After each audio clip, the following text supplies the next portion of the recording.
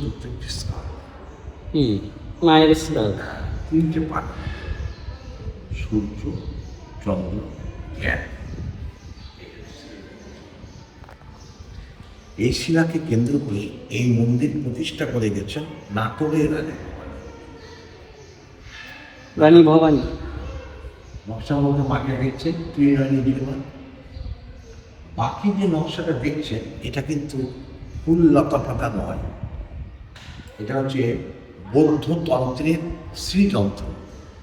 আচ্ছা আচ্ছা এখানে প্রাচীন যুগে বৌদ্ধ তন্ত্রের একটা প্রভাব ছিল তিব্বতী তান্ত্রিক। আচ্ছা এবার নকশা ছেড়ে দিয়ে শিলাটাকে বোঝার চেষ্টা করি, আর্চটা কোপটা, এটা কিন্তু পুরোটাই ইসলামিক আর্কিটেকচার।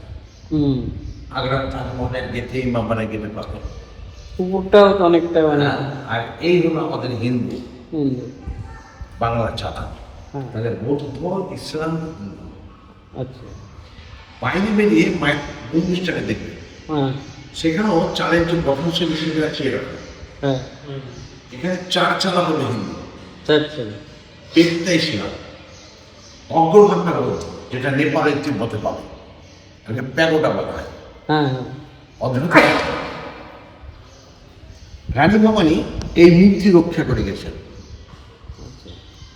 এই হচ্ছে কিরিটেশ্বরী মায়ের মূল মূর্তির ছবি। এটা আচ্ছা নিরাপত্তার প্রয়োজনে এই মূর্তি কিন্তু বাইরে থাকে, এই মূর্তি মন্দিরে থাকে না, নিরাপত্তার প্রয়োজনে।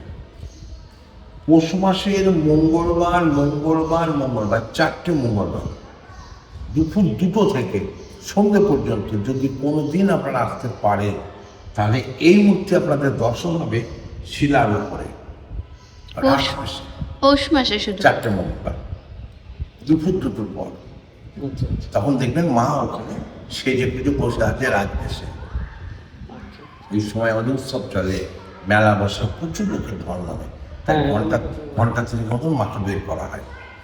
এই মূর্তির গুরুত্ব কি, কেন এই মূর্তি নাটোরের রানী ভবানী নিরাপত্তার ব্যবস্থা করে গেলেন কেন? খুব ভালো করে মুখ্যমন্ত্রীর দিকে তাকিয়ে দেখুন, এখানে ভগবান বুদ্ধের ছোঁয়া আছে, মুখের স্টাইল দেখুন। অর্থাৎ একটা সময় এখানে বৌদ্ধ তন্ত্রের প্রভাব ছিল। এই হচ্ছে ইতিহাস। এটাও মা, পাশে দেখবেন আদি আদিকেও ডাকবে, ওটাও মা, এটা আদি গল্প শোনাবে, ওটাও মা। কিন্তু ওই মূর্তির বয়স হচ্ছে 10 থেকে 12 বছর বয়স মূর্তিটা। স্বাভাবিক কারণে ওই মূর্তির ঐতিহাসিক গুরুত্ব নাই, তাই তালার উপরে ভরসা করে আছে। এটার অ্যান্টিক গুরুত্ব আছে, ব্যবস্থার মধ্যে আছে মা দুটি। এই হচ্ছে ইতিহাস। আচ্ছা ঠিক আছে, বলুন।